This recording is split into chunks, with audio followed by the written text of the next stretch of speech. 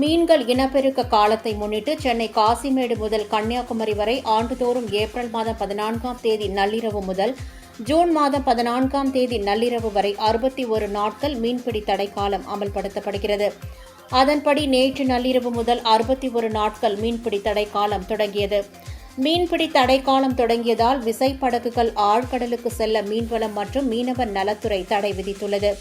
நாகப்பட்டினம் மாவட்டத்தில் உள்ள நாகூர் முதல் கோடியக்கரை வரை உள்ள 21 மீனவ கிராமங்களில் 1000க்கும் மேற்பட்ட விசைப்படகுகள் கரை பகுதியில் பாதுகாப்பாக நிறுத்தி வைக்கப்பட்டுள்ளன. ஃபைபர் படகுகள் மட்டும் குறிப்பிட்ட நாட்டிக்கல் மைல் தூரம் வரை சென்று மீன்பிடிக்க அனுமதி அளிக்கப்பட்டுள்ளது. மீன்பிடி தடை காரணமாக 75,000 பேருக்கு வேலை இழப்பு ஏற்பட்டுள்ளது. நாள் ஒன்றுக்கு 2 கோடி ரூபாய் வர்த்தக பாதிப்பு ஏற்பட்டுள்ளது. மீன்பிடி தடை காலங்களில் மீனவர்கள் தங்களது படகுகளை பழுது பார்த்தல், வலைகளை சீரமைத்தல் உள்ளிட்ட பணிகளில் ஈடுபடுவார்கள்.